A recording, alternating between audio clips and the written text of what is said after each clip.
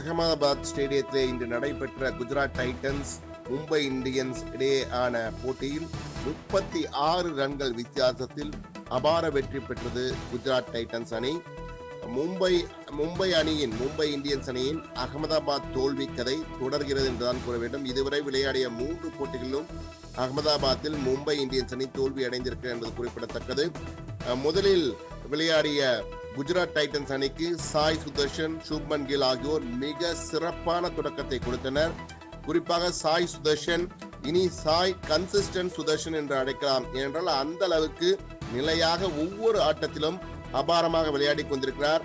இன்றைய போட்டியை பொறுத்தமட்டிலே 41 பந்துகளில் 63 ரன்கள், 4 பவுண்டரிகள், 2 சிக்ஸர்களுடன் 63 ரன்களை எடுத்தார். அதே போன்ற சுப்மன் கில் 27 பந்துகளில் 38 ரன்கள் எடுத்தார், 4 பவுண்டரிகள், 1 சிக்ஸர் என. இவர்களுக்கு பக்கபலமாக ஜாஸ் பட்லரும் 39 ரன்கள், 24 பந்துகள், 5 பவுண்டரிகள், 1 சிக்ஸர். ஆனால் இம்பாக்ட் பிளேயராக வந்த ரூதர்ஃபோர்ட் 11 பந்துகளில் 18 ரன்கள் எடுத்தால் 2 சிக்ஸர்கள் அடித்தார். அதை அடுத்து நீங்கள் பார்த்திருந்தார் ராகுல் தெவட்டியா அதிகமாக எதிர்பார்த்தவர், ஆனால் அவர் 0 தான் எடுத்தார். ஆனால் மிக சுமாரான பந்து வீச்சு தான் மும்பை இந்தியன்ஸ் அணி வீசினார்கள்.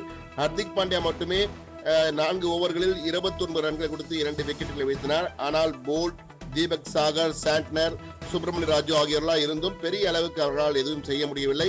எனவே 20 ஓவர்கள் முடிவில் 8 விக்கெட் இழப்பிற்கு 196 ரன்கள் என்ற இமாலய இலக்கினை குஜராத் டைட்டன்ஸ் அணி நிர்ணயித்தது. தொடர்ந்து விளையாட ஆரம்பித்த மும்பை இந்தியன்ஸ் அணி அபாரமான பேட்டிங் கொண்டிருப்பதால் எளிமையாக வெற்றி பெறுவார்கள் என்று எதிர்பார்க்கப்பட்டது.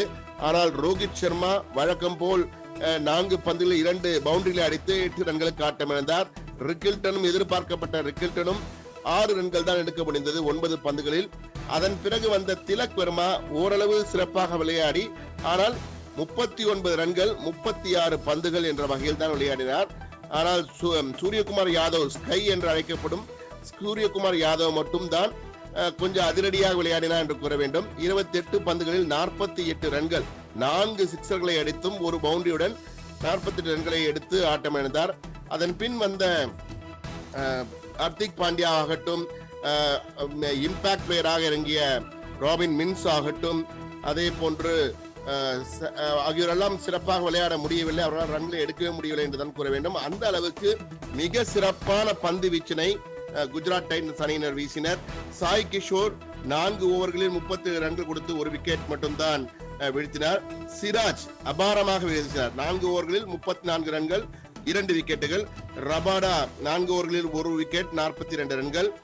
பிரசித் கிருஷ்ணா, யாரும் எதிர்பார்க்காத முதல் போட்டியிலே ரன்களை வாரி வழங்கிய பிரசித் கிருஷ்ணா இந்த போட்டியிலே 4 ஓவர்கள் வீசி வெறும் 18 ரன்கள் தான் கொடுத்தார், 2 விக்கெட்டுகளை வீழ்த்தினார். மிக அபாரமாக பந்து வீசினார்.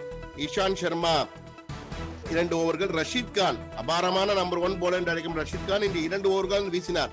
அப்படி என்றால் மற்றவர்கள் அவ்வளவு சிறப்பாக வீசியதால் அவருக்கு பந்தை கொடுக்க முடியாத அளவுக்கு மிக சிறப்பாக மற்றவர்கள் பந்து வீசினார் என்றுதான் கூற வேண்டும்.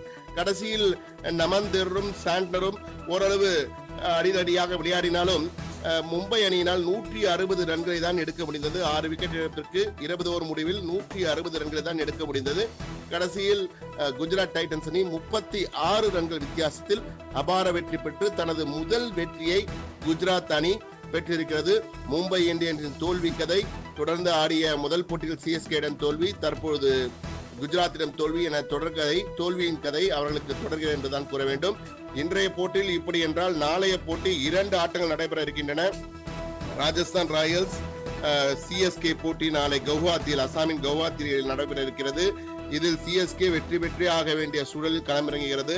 என்றால் 2வது ராயல் சேலஞ்சர்ஸ் பெங்களூருடன் தோல்வியடைந்த சூழ்நிலையில் தற்போது சென்னை சூப்பர் கிங்ஸ் விளையாடுவதால் நிச்சயமாக வெற்றி பெற வேண்டும் என்ற முனைப்புடன் களமிறங்குவார்கள் என்று எதிர்பார்க்கலாம்.